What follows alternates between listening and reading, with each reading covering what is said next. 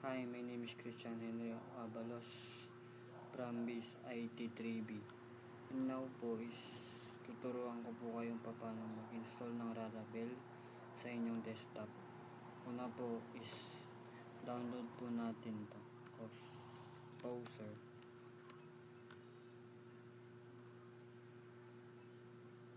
Then download. Then ito po. Then may concurrent download na po pero install po natin siya ulit. Then install. Yes. Next. Install.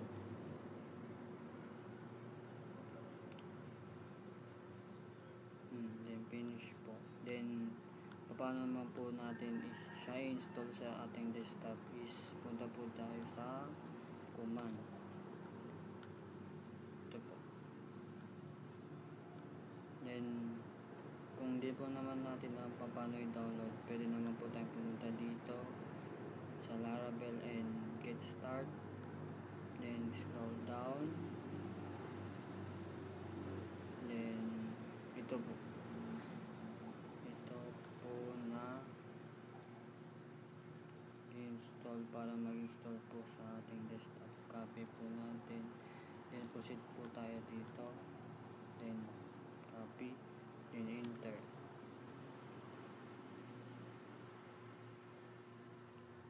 Yan. Already na po na-installed yung ating Laravel sa ating desktop. Ngayon please gagawa po tayo ng files niya. Balik po tayo dito ulit sa Laravel. Then ito pong nasa taas. Ito po. Copy po natin. Then punta po tayo ulit. Then copy po natin siya dito. Then palitan po natin siya ng name. Kaya po natin siyang Christian.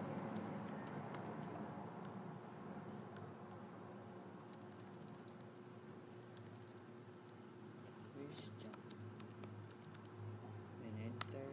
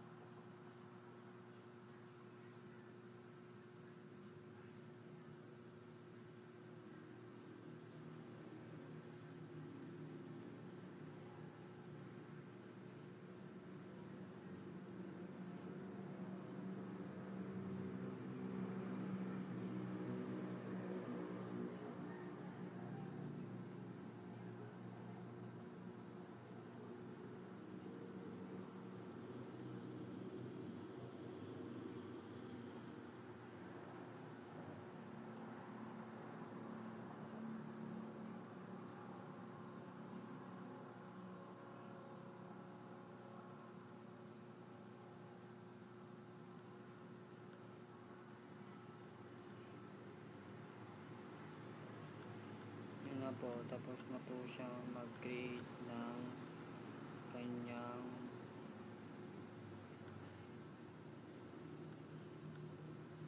files na Laravel.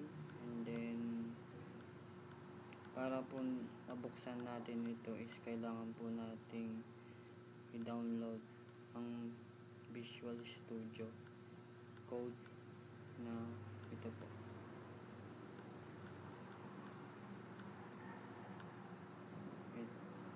Ito po. And then para po natin mabuksan yun is file, open folder. Then pupunta po tayo sa desktop. And then select. Yan po. Then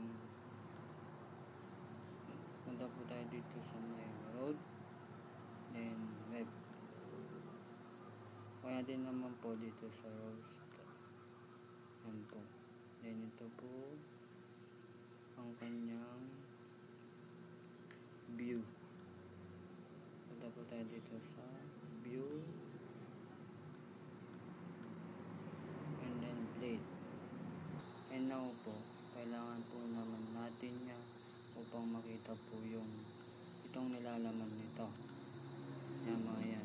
Ngayon po is gagawin natin, punta po tayo dito ulit, then copy po natin to dito, then copy po natin,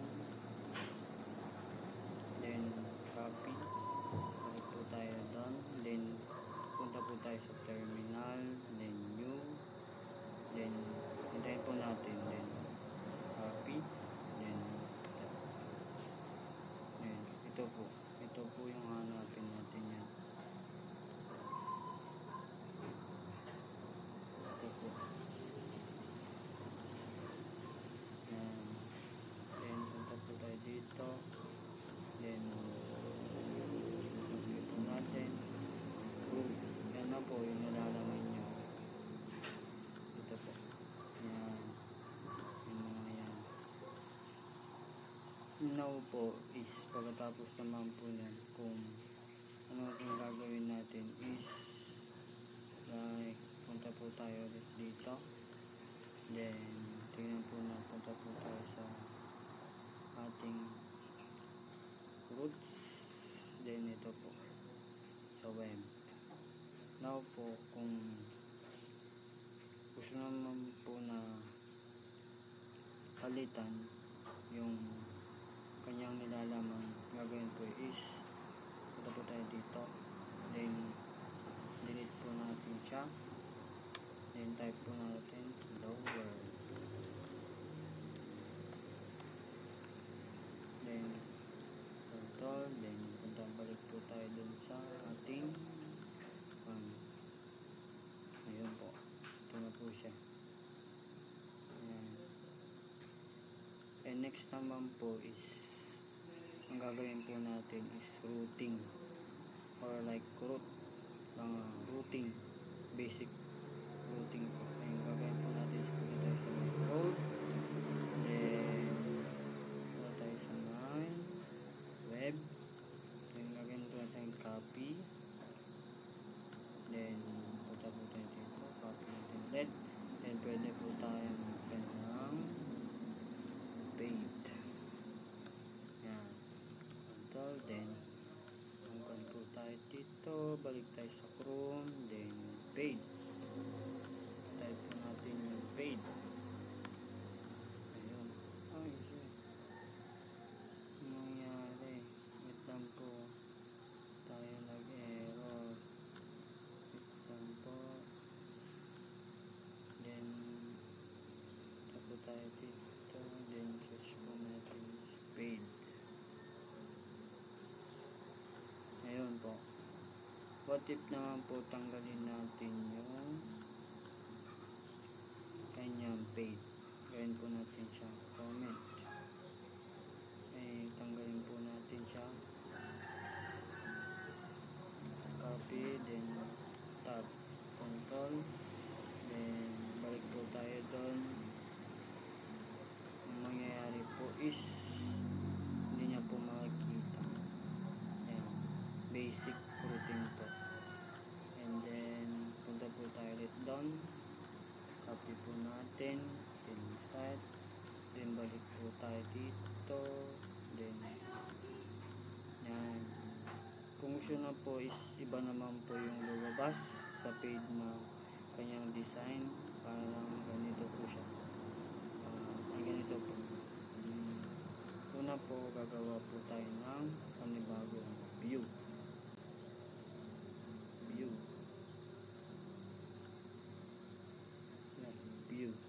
Ngayon po is punta po tayo sa panibagong view nya, like view, new file. Ang gate po natin is welcome, okay, body dot date PHP. Yan po. And then ang gagawin po natin yan is mag-create po tayo ng panibagong ang gawin po natin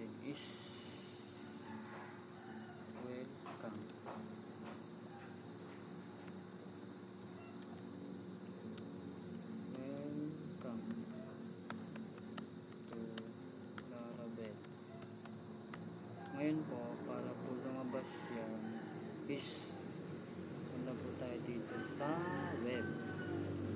Ang gawin po natin is punta po tayo dito sa welcome, is papalitan po natin ng body. Malaki body. Kahit natin. Then punta po tayo dito. Then ayan po. Then kapag po natin tinanggal natin itong web, wala. Pag naman po tinanggal natin yung web is lalabas. Pag naman po itong web is lalabas, well, yun po ang basic routine o roots na sinasabi po dito sa po tayo ng panibagong controller natin dito. Una po, punta po tayo sa mga app, then HTTP, then ito po yung unang controller natin. Ngayon po is kung paano ito gagawa ng panibago. Ngayon po, right click, then new file ka po, or hindi naman po is sa simpleng kung ayaw mo lang po mag-code it, ganito na lang po. Punta po tayo dito sa may and then terminal, new terminal, then punta po tayo dito is ganito, PHP artisan make controller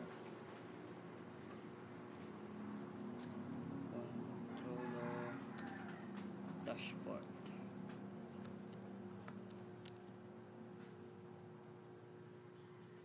May controller dashboard. Yun nga po is meron natin controller dashboard.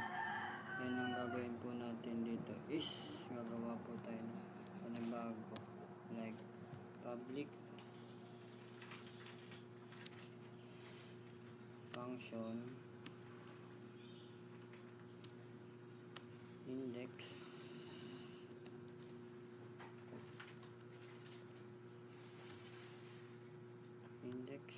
then gagawin po, ikakopy lang po natin yung nasa loob ng web kanina. Ito po siya. Yan. Or ito po, return.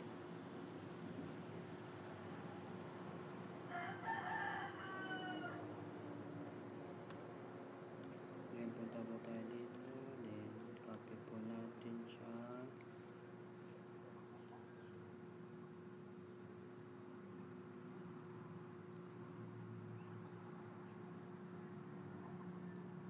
Copy po natin.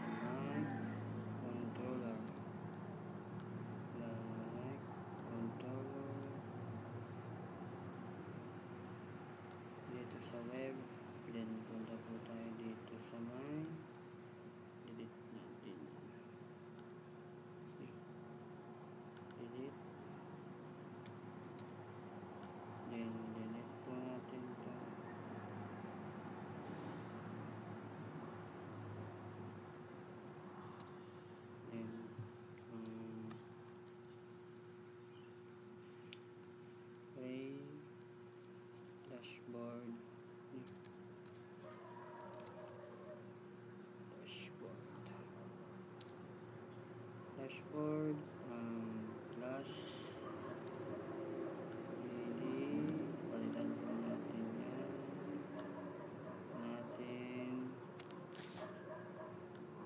tanggalin po natin itong nasa baba, yan po. Kahit ito rin po, tanggalin po natin yan. Tapos tingnan po natin, like pwede po natin palitan itong dashboard ng welcome. Tapos tayo sa may room. Ayun po, pwede po natin siyang palitan.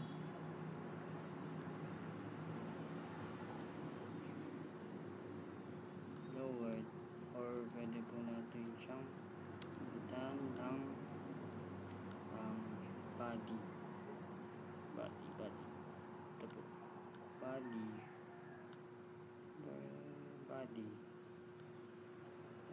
Punta tayo dyan. Punta tayo dito sa dashboard, then body.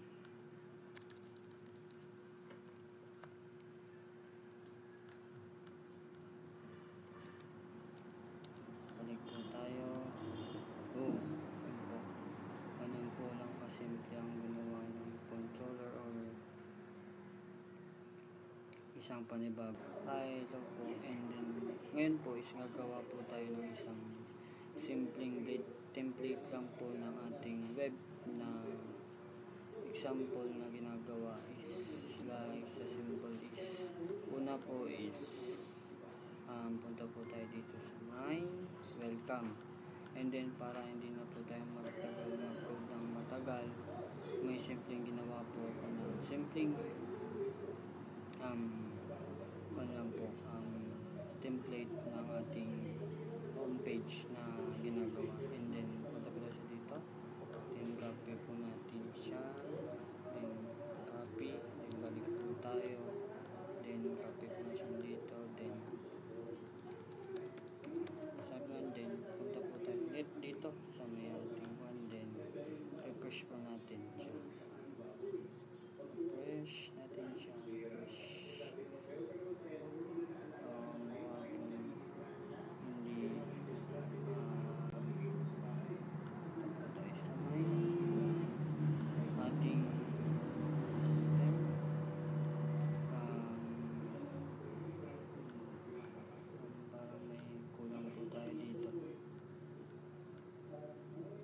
homepage po tayo, then ang mali po natin is yung ating dashboard is dapat naka-welcome.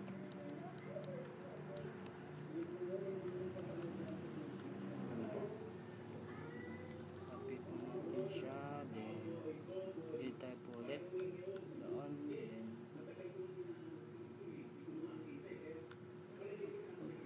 yan po ang ating simple na front page yung ginawa. Ito siya. Yan. Ito po.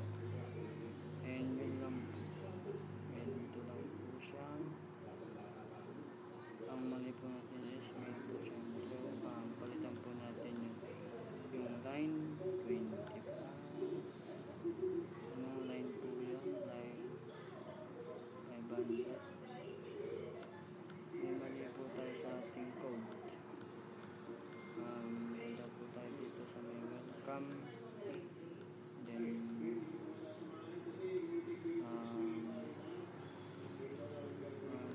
mali is